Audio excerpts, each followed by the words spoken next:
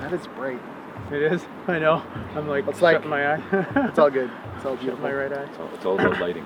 It is about the lighting. Well, good morning and welcome to Coffee Talk. And we are out and about. We are squinting because the sun is out on a glorious Yeah. October morning. We film this in the morning. Of course, you watch it whenever you do. And so we just wanted to start by saying happy post-Thanksgiving week. And invite you to keep thinking about what you are thankful for. I don't know, do you guys sit around with the people you're having Thanksgiving with and ask everybody to share something they're thankful for? We did it between dessert and the main this year. Sometimes we've done it right at the beginning, and in the back of my head when Sheena's led us in that, I'm always like, my food's getting cold, this is crazy, can we not? But this year we switched it up and it was like before pie, and so I thought that was pretty good. Yeah. I'm thankful that we moved the time of expressing our gratitude. But no, what else are you guys thankful for this week? You know, it has become a practice for me. I do keep a prayer journal, and it's, if I go back, it's always thank you, Lord, for, and then I just start, listing things, and that really has helped me have much more of an attitude of gratitude, as we said, and I am very grateful for that mindset that's changed because I've made it a point to do that. But to say, man, the list goes on and on and on. I mean, I think the biggest thing that I'm grateful for is that no matter what happens, I know that God's got this. That's something I keep reminding myself of, and that's one thing that I say every day. Thank you that you're in control. I'm not. That you have this. You know what I mean? Yeah. So that's probably the top of my list. What about you? I'm just really thankful that my family's together this week because that was not the case the last couple of weeks, and so I'm just very thankful for that because got to a couple moments this weekend and even the last couple days of just being able to just sit and be together and enjoy the normal things of life, and coming out of the 50th and coming out of Thanksgiving, and like wonderful things to celebrate, and those are good, but they kept us busy as a family, which was good. So the opportunity to just sit and rest and enjoy each other and play a card game together as a family, and it was great. Very good. It's really cool. I've expressed this many times. I am thankful for the season. I love fall or autumn, depending on where you're watching from.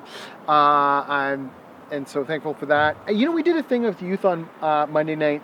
We looked at a psalm, and I can't remember if it was 85 or 58 or neither of those. But something was interesting in there. We noted David is thankful to God, right? He says, I give you thanks, and as thankful for God's name, who he is, what he's done. But he expresses praising God in the temple.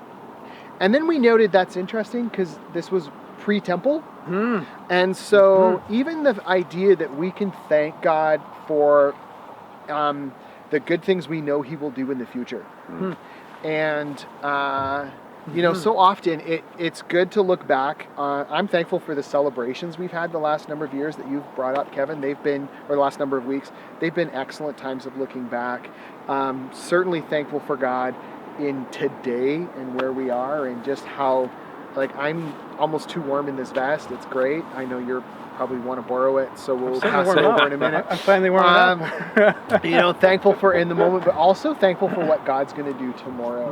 And if we can remember that he's got good things in store for tomorrow too, we're going to be well. We're going to be well off with focusing ourselves, and you kind of led us in the sermon to think about taking on gratitude as a habit and a practice. Before something can be a habit, we have to work at it, right? We have to practice it and make a plan for how to do it. You talked about your prayer journal just a moment ago, but how other ideas for how we can,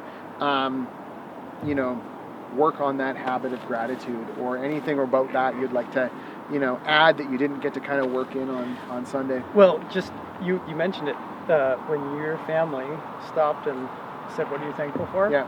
That practice of doing that as a family, if you say 3 things you're grateful for, you can actually change over the course of not very long your mind from being pessimistic to the optimistic. Yeah. There are some studies done on that, which is fascinating to me because I did grow up more, or I remember being more pessimistic, and much more than I am now. But That was that has- before that you has lived changed. in Canada, though, right? That's maybe that's it.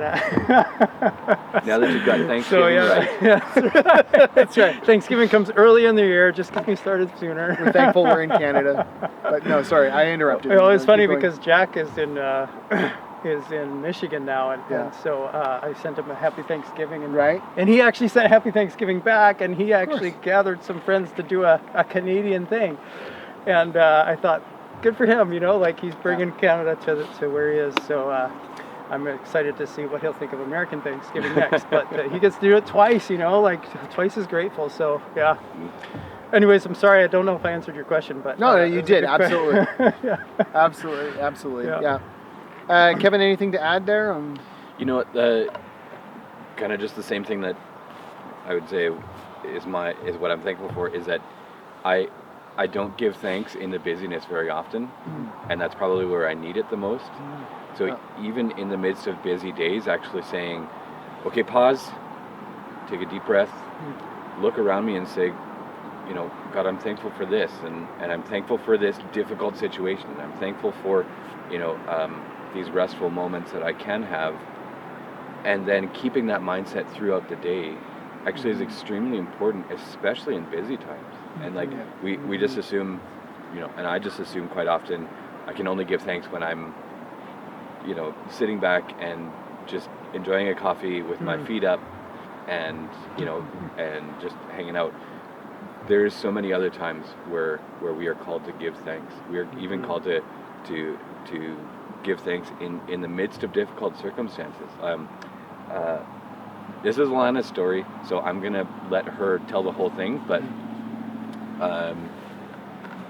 she went to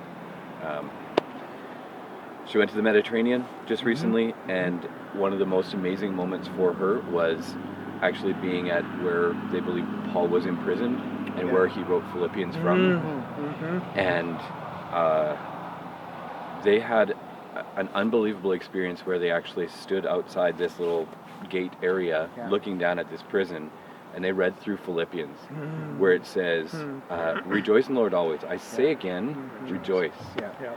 And in that same chapter, whatever is true and noble, think about these things. If anything is excellent, praiseworthy, think about these things, and in all of these things give praise to God. And so, circumstances or not, we are called to be people of thanksgiving, and to change that attitude, and to change where God has placed us, not based on circumstances. Yeah. Very good. No, excellent. That's a good focus for us. If he can be thankful, chained up in a jail. In a jail that you actually can't stand up in. I It's know. so tiny. Wow. Wow, maybe he was only 4 feet tall. Maybe. We don't. Maybe. Oh, I doubt it. Maybe. Paul, he was a wee little man. It was. No, that was Zacchaeus, I believe. Thought you went to Bible college. No, obviously we know you know that.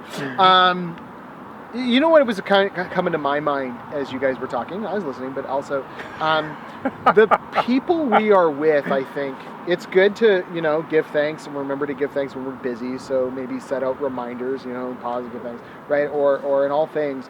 But sometimes the people we're with make it easier to show gratitude and be thankful, or also make it harder. And I'm mindful of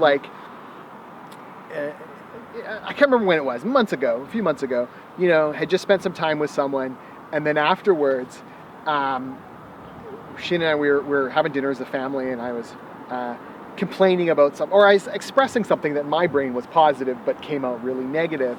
And she's like, do you notice that every time you spend time with, an extended time with that person, you are fairly negative and pessimistic afterwards? And I went, no, because I was still denying it, right? But As a true pessimist. As a true pessimist. As a true negative person. But I think that's an important reminder too, that we, you know, when we, we build a habit, we make a daily routine of giving thanks. We set out reminders so that we're never too busy to stop and give thanks. But also watch the people we're with, because if they are people who give thanks easily, we will be more like that. Well, and the other way is, am I being a person that right, to spread it to others as well, right? If we are That's people, all the more reason to be people who give thanks. I know it's kind of an obvious one, but like, it was a whole lot easier to give thanks and enjoy Thanksgiving in the midst of John's talk, where he had this larger conversation about what is life about and what are we called to, and very similar to, you know, Lyndon's challenge. This broke our heart, we're going to do something about it. And now they have this Grace Academy and a community and a farm and all these things. Yeah. You ever try to cook a turkey dinner in a power outage? Barbecue? I have once. It didn't go well. We ended up having to go to another place that had power. It wasn't here, it was years ago. But you know, that's even it, right? Like when John talks about life in Zambia, that's just life for a lot of people. You know, a little bit of power every day. Like I would not have been able to do what I did on Saturday, because that's when we did our Thanksgiving dinner, without constant source of power. Would have been a challenge. And so yes, you know, that was a good encouragement for us on Thanksgiving too. So we just invite you to continue being thankful. Let's not just be people who one weekend a year pause and give thanks, but every day in every situation. Be people of thanks. One of the things I'm thankful for is that we have things to look forward to. So I am thankful for the things that are coming up. I am thankful that on November 12th, we're going to have our next citywide youth event. And I am thankful for our guest speaker who is coming to share, who is someone who has a lot of experience speaking with groups of young people. I'm going to let it stay just a little bit of a mystery right now, because we don't want you to come based on personality of speakers. Who could that be? But no one who's standing on this pier right now. I think I better look around, make sure I'm not lying. He has a tendency to be everywhere. Some of you will know who that is, and we'll. But anyways, that's coming up. So November 12th. That's a Tuesday night. It's at Emmanuel, which we've done before, and so kind of if you've got youth. Whether they come to our group regularly or not, or just in the West Kelowna area, invite them to come on out on that Tuesday night to be amongst each other. Starts at like 6:45. I love to say 6:45. Really, it starts at 7, but the doors open at 6:30. So anywhere in there, 6:45 is a nice happy medium and a concrete time for those of us who just like to know a start time. So come 6:45, and we'll be at Emmanuel on the 12th. We've also been hearing a lot about life groups starting up. Kevin, anything to add to that today? Not necessarily add, just to say, you know, we're still getting a couple names in, and so thank you for that. But please send us your information if you would like to join a life group. There's talk of a possible new life group coming together, and there's groups that are reconnecting. And so if you've been a part of a group, reconnect with your leader. I'm sure they have plans for you. And if you're looking to start joining a life group or want to know kind of the times and dates, please contact myself or Jeff, and we can get you connected into a group. Excellent. Jeff, anything to add? Operation Christmas Shoe Boxes. Thank you. Yes. That's a good one too. We're actually out of shoe boxes at the moment. If you were planning to come this week and pick one up, you'll have to find your own. I think Lori's trying to get more for us, and hopefully they'll be available in the next little bit. But yes, we've got a few weeks. We've got until November, the middle of November. Yeah. 16th. 16th. Something like that. Something like that. Excellent. So sometimes you'll see them at dollar stores and stuff, other places that you can pick them up too if you're out and about. You see one, grab it, and invite you to pack a shoebox for kids. Yeah. I think that's it then. That's enough for this week. We'll hopefully we'll see you Sunday and be able to connect in the near future.